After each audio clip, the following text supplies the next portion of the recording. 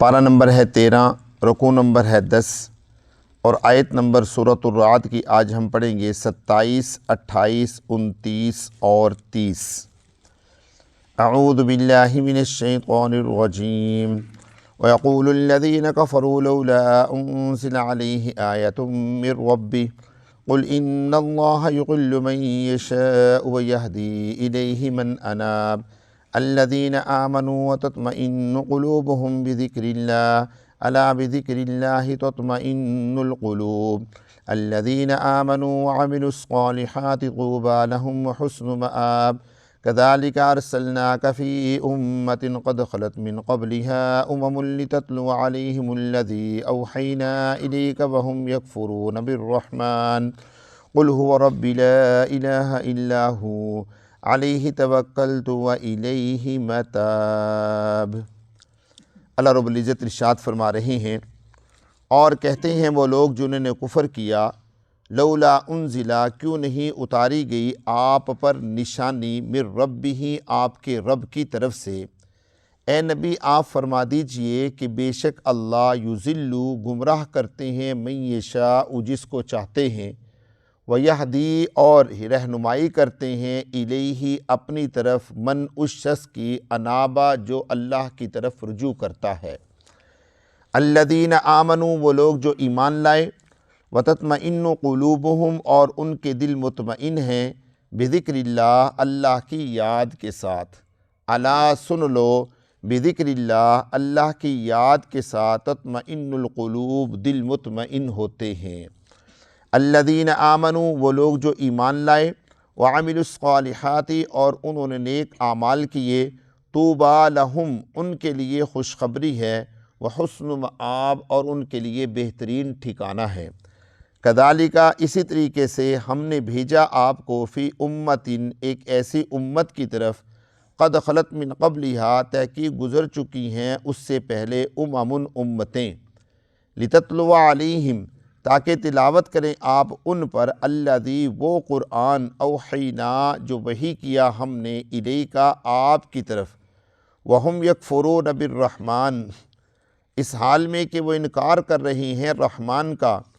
اے نبی آپ فرما دیجئے ہوا ربی وہ میرا رب ہے، لا الہ الا ہو نہیں ہے کوئی معبود مگر وہ، علیہ توکلت و الیہ متاب میں نے اسی ہی پر بھروسہ کیا اور اسی ہی کی طرف رجوع کرنا ہے۔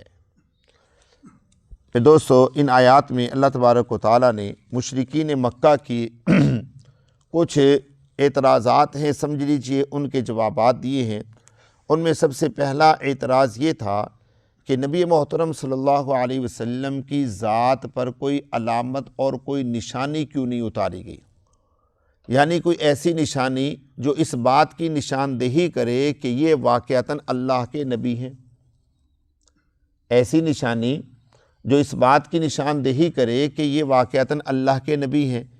اب یہ تو کسی نبی کے لیے اللہ تبارک و تعالیٰ نے نازل نہیں کیا کہ کسی نبی کے بارے میں اللہ نے فرمایا ہو کہ یہ اللہ کے، ہاں امت نے جب اس نبی سے نشانی کا مطالبہ کیا تو اللہ رب العزت نے اس نبی کو نشانی عطا فرمائی۔ جب تک مطالبہ نہیں ہوا اللہ تبارک و تعالیٰ نے کسی نبی کو نشانی دے کر نہیں بھیجا۔ حضرت موسیٰ علیہ السلام کو اللہ تبارک و تعالیٰ نے جو عصا دے کر بھیجا تھا در حقیقت وہ ایک عصا تھا، لیکن جب فرعون نے حضرت موسیٰ علیہ السلام کی بات کو نہ مانا اس وقت اس عصا کو حضرت موسیٰ علیہ السلام نے ظاہر کیا۔ نبی محترم صلی اللہ علیہ وسلم سے جب انہوں نے مطالبہ کیا چاند کے 2 ٹکڑے کرنے کا، آپ علیہ السلام نے انگلی کا اشارہ فرمایا، چاند 2 ٹکڑے ہو گیا۔ تو مقصد کہنے کا یہ ہے کہ اللہ تبارک و تعالیٰ کسی نبی کو نشانی دے کر بھیجتے نہیں ہیں۔ انہوں نے مطالبہ کر دیا کہ کیوں نہیں نشانی دی گئی۔ اللہ تبارک و تعالیٰ نے اس کا جواب دیا، ان اللہ یضل من یشاء بے شک اللہ تبارک و تعالیٰ گمراہ کرتے ہیں جس کو چاہتے ہیں، ویہدی الیہ من اناب اور رہنمائی کرتے ہیں اپنی طرف من اناب جس کی چاہتے ہیں۔ اللہ تبارک و تعالیٰ جو چاہتا ہے، اللہ تبارک و تعالیٰ کی طرف جو چلنا چاہتا ہے اللہ تبارک و تعالیٰ اس کی اپنی طرف رہنمائی کرتے ہیں۔ بات سمجھائیے آپ حضرات کو. یعنی ایک آدمی کے اندر تڑپ ہے، لگن ہے، وہ آدمی چاہتا ہے کہ یار میں اللہ کی طرف رجوع کروں. اللہ تبارک و تعالیٰ جو ہیں اس کو اپنی طرف کیا کرتے ہیں؟ ہدایت عطا فرماتے ہیں. اب یہاں پر ایک سوال ہم لوگوں کے ذہن میں بھی آئے گا کہ بھی یہ کیا معاملہ، جب سب اللہ کے بندے ہیں تو پھر اللہ تبارک و تعالیٰ سب بندوں کو ہدایت کیوں نہیں عطا فرماتے؟ میرے دوستو، سب اللہ تبارک و تعالیٰ کے بندے ہیں، سب سے اللہ تبارک و تعالیٰ پیار بھی کرتے ہیں، لیکن اللہ تبارک و تعالیٰ اپنی ذات کی حد تک تو سب سے پیار کرتے ہیں. جب دین کا معاملہ آتا ہے تو دین کو اللہ تبارک و تعالیٰ نے کسی کا محتاج نہیں بنایا کہ دین پیچھے پیچھے پھرے تمہارے، بلکہ اللہ رب العزت نے اس دین کو اعلیٰ اور عرفہ دین بنایا. یہ دین سے مراد صرف دین محمدی نہیں، بلکہ آدم علیہ السلام سے لے کر اب تک جتنے بھی ادیان آئے ہیں، ادیان حق کا جس کو ہم کہہ دیتے ہیں، جتنے بھی انبیاء علیہ السلام آئے ہیں، اور وہ جو احکامات اور جو شرعیتیں لے کر آئی ہیں، وہ ساری کی ساری جو ہیں خوددار ہیں. انہیں محتاجی نہیں ہے کہ تمہارے بغیر دین کا نظام نہیں چلے گا، اگر تم دین میں نہیں آؤ گے تو دین کا نظام نہیں چلے گا. دنیا میں کتنے بڑے بڑے مالدار اور کتنے بڑے بڑے بادشاہ آئے ہیں جو حالت کفر میں چلے گئے، کیا ان کے دین میں نہ آنے سے دین کو کوئی نقصان ہوا؟ کسی کو بھی نقصان نہیں ہوا. اس لیے اللہ تبارک و تعالیٰ فرماتے ہیں کہ جو اللہ کی طرف رجوع کرے گا اللہ تبارک و تعالیٰ اس کو ہدایت عطا فرما دیں گے. اس لیے ہمیشہ انسان کو اللہ تبارک و تعالیٰ سے ایمان کی سلامتی مانگنی چاہیے، عافیت مانگنی چاہیے. اور اس کے بعد کیا فرمایا؟ الذین آمنوا. عافیت کیسے ملے گی؟ الذین آمنوا، وہ لوگ جو ایمان لائے، وتطمئن قلوبہم، اور ان کے دل مطمئن ہیں کس کے ساتھ؟ بذکر اللہ، اللہ کی یاد کے ساتھ. وہ لوگ جو ایمان لائے، ایمان لانے کے بعد میرے دوستو سب سے پہلا کام یہ کرنا ہے کہ ہم نے اللہ کو یاد کرنا ہے. اور اللہ کو یاد کرنے کا سب سے بہترین ذریعہ ہے کہ ہم نماز پڑھیں، اللہ کا ذکر کریں، تھوڑی دیر بیٹھ کر اللہ کو یاد کریں، قرآن کی تلاوت کریں. قرآن کا پڑھنا یہ سب سے بہترین ذریعہ ہے اللہ کو یاد کرنے کا. نماز کا پڑھنا، اللہ اللہ کرنا. کیا فرمایا؟ الذین آمنوا وتطمئن قلوبہم بذکر اللہ، وہ لوگ جو ایمان لائے اور ان کے دل مطمئن ہیں اللہ کی یاد کے ساتھ. سن لو، الا بذکر اللہ تطمئن القلوب. اللہ نے پھر فرمایا سن لو، اللہ کی یاد کے ساتھ دلوں کا سکون ہے. جتنا اللہ کو یاد کریں گے اتنا دل میں سکون آئے گا.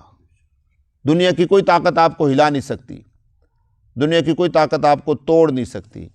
جتنی بھی پریشانی کے اندر انسان مبتلا ہو، اللہ کو یاد کرنا شروع کر دے، سکون آ جاتا ہے. رات کو لوگ پریشان، میں آپ کو ایک بڑا پیارا نسخہ بتا دوں. لوگ پریشان ہوتے ہیں، نیند نہیں آتی، گولیاں کھاتے ہیں نیند آنے کے لیے. آپ یقین نہیں کریں گے، میں گارنٹی کے ساتھ کہتا ہوں، تھوڑی دیر کے لیے اللہ اللہ کرنی شروع کر دیں، میرا خیال سیکنڈ بھی نہیں لگیں گے، نیند آ جائے گی. اور شیطان لے کر آئے گا نیند آپ کے اوپر. مزے کی بات یہ ہے، سب سے بڑا دشمن جو ہے، جو آپ کو سونے نہیں دے رہا، وہی آپ کو نیند دے گا، کیونکہ شیطان جو ہے وہ اللہ کا ذکر نہیں کرنے دیتا. نہیں سمجھے میری بات؟ الا بذکر اللہ تطمئن القلوب، اللہ کی یاد میں دلوں کا سکون ہے. اور اس کے بعد کیا فرمایا؟ الذین آمنوا وعملوا الصالحات، وہ لوگ جو ایمان لائے اور انہوں نے نیک اعمال کیے. طوبی لہم، خوشخبری ہے ان کے لیے، وحسن مآب، اور بہترین ٹھکانہ ہے. دنیا کی میرے دوستو تنگی اور پریشانیوں سے نہیں گھبرانا انشاءاللہ. اللہ رب العزت نے بہترین ٹھکانہ ہمارے لیے کہاں پر بنایا ہوا ہے؟ جنت میں بنایا ہوا ہے. اور دنیا جا رہی ہے، روزانہ کی بیس پہ دنیا جا رہی ہے. ہزاروں نہیں، لاکھوں لوگ دنیا سے جا رہے ہیں، سمجھے؟ اور جو لوگ چلے جاتے ہیں اور ان کو اللہ تبارک و تعالیٰ اپنی نعمت عطا فرما دیتے ہیں. قرآن پاک میں اللہ رب العزت نے 23ویں پارے میں تذکرہ نہیں کیا؟ پڑھا نہیں آپ نے کبھی؟ وَمَا لِيَ لَا أَعْبُدُ الَّذِي فَطَرَنِي وَإِلَيْهِ تُرْجَعُونَ. وہ بندہ کہتے ہیں اللہ تبارک و تعالیٰ سے، کاش کہ میرے پچھلوں کو پتہ چل جائے میں کتنے سکون میں ہوں.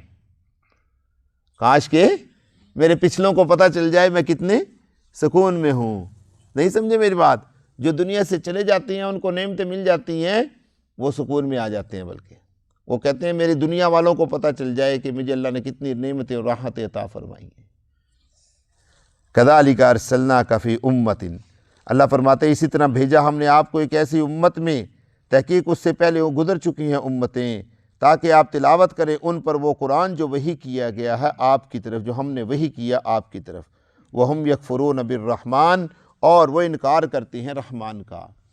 میں دوستو آپ ذرا غور کریں، اللہ تبارک و تعالیٰ نے پورے قرآن میں نماز پڑھنے کا حکم دیا، پورے قرآن میں اللہ تبارک و تعالیٰ نے ذکر کا حکم دیا، زکوٰۃ کا حکم دیا، سارے احکامات دیے۔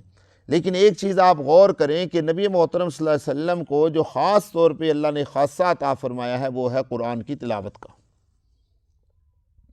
آپ جہاں پر بھی دیکھ لیں رسول اللہ صلی اللہ علیہ وسلم کو فرمایا جا رہا ہے کہ آپ ان پر قرآن پڑھیں، آپ ان پر قرآن پڑھیں، آپ ان پر قرآن پڑھیں، آپ ان پر قرآن پڑھیں۔